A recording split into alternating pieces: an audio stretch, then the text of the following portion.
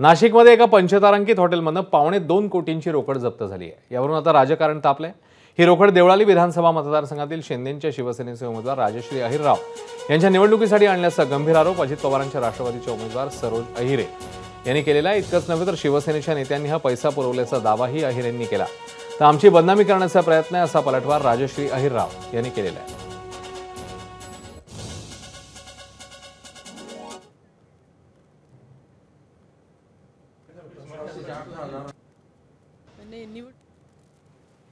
दिलेला आहे। जर एखाद्या प्रशासनाच्या जबाबदार पदावर बसणाऱ्या जलसंपदा विभागाच्या उपसचिव ह्या जर त्या व्हिडिओमध्ये ज्या रूममध्ये कोट्यवधी रुपये सापडलेले आहेत त्याच्यामध्ये बसलेले आहेत, त्या वाटपामध्ये त्या सहभागी आहेत, तर निवडणूक आयोग याच्यावर काय दखल घेणार आहे?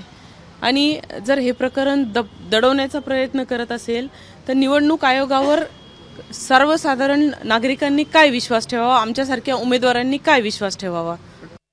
MCSRच्या विरोधात आम्ही काही केलं बाबा तर ठीक आहे। आम्ही तर वैयक्तिक भेटायला गेलो होतो आणि नाहक कारण असताना माझ्या पक्षाला, आम्हाला, आमच्या वरिष्ठ नेत्यांना बदनाम केलं जातंय।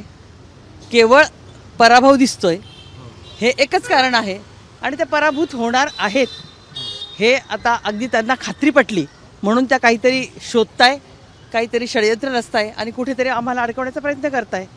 पण तसं अजिबात नाही आहे। आम्ही काही चूक केलेली नाही। आम्ही भेटायला गेलो होतो, संबंध होते, त्यासाठी आम्ही गेलेलो होतो। ABP माझा, उघडा डोळे बघा नीट।